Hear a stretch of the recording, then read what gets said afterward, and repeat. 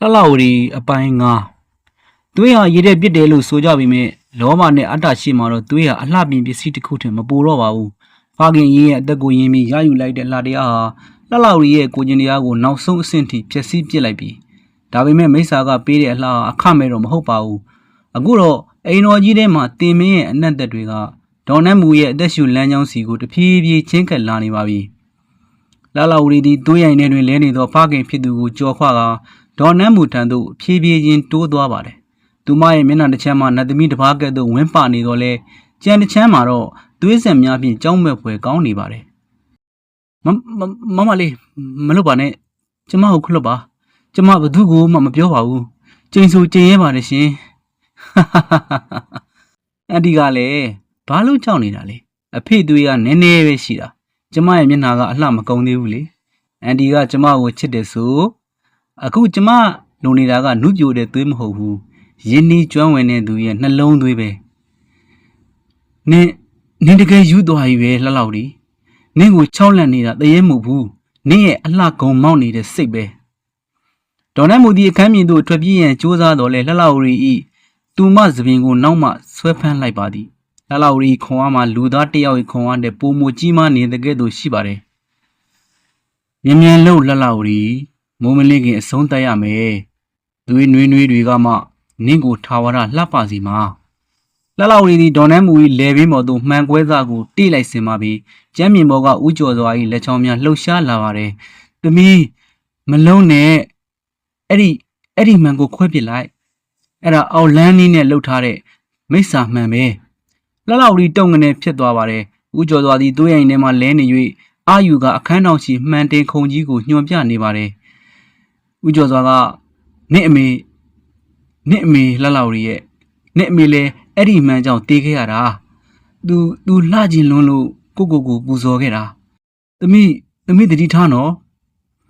လှလောက်ရီမျက်လုံးများဝိုင်းဆက်သွားပါတယ်သူမအမေတည်ဆုံးခဲ့ရသည့်အကြောင်းရင်းမှန်ကိုအခုမှသိလိုက်ရခြင်းဖြစ်ပါတယ်သို့တော်သူမ၏စိတ်ရင်းကပြန်လည်ဖုံးလွှမ်းသွားပါတော့တယ်လှလောက်ရီက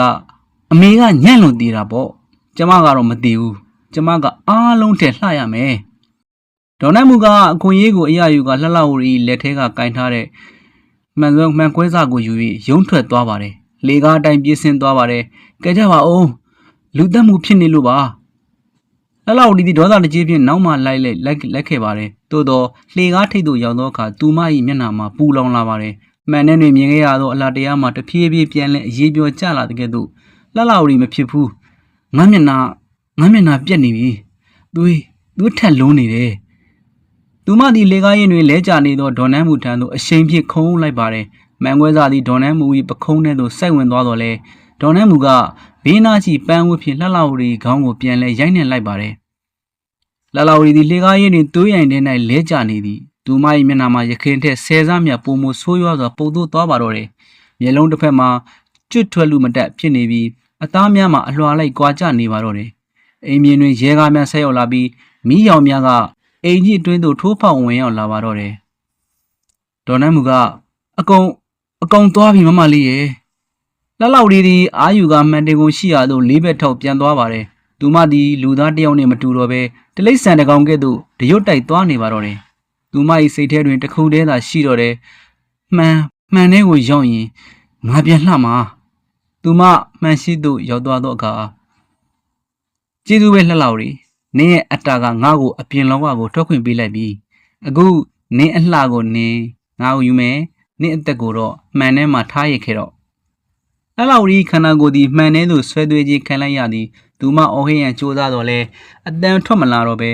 မှန်မျက်နှာပြင်ပေါ်တွင်သူမ၏လက်ရများသာထင်ကြံရစ်ခဲ့သည်မိုးလင်းတဲ့အခါရဲတွေတွေ့လိုက်ရတာကတော့သူ့ရိုင်ထဲမှာလဲနေတဲ့ဥက္ကဋ္ဌဦးကျော်စွာရဲ့အလောင်းနဲ့ဒဏ်ရာအပြင်းထန်ရထားတဲ့ဒေါ်နန်းမူပါပဲလှလောက်ရီကတော့ဘလို့မှထွက်ပြေးသွားတာမျိုးမဟုတ်ပဲအခန်းထဲကမှန်နေကုန်ရှိမှာပဲအသက်မဲ့တဲ့ရုပ်လောင်းဖြစ်တွေးရှိခဲ့ရပါတယ်။ဒါပေမဲ့ထူးဆန်းတာကသေဆုံးနေတဲ့လှလောက်ရီရဲ့မျက်နှာဟာအရင်ကထက်ပိုမိုလှပလွန်နေပြီးနှုတ်ခမ်းမှာတော့ကျဉ်နဲ့တဲ့အပြုံးတစ်ခုရှိနေတာပါပဲ။ဒါပေမဲ့သူမဟာအလှတရားကိုရရှိသွားတာလား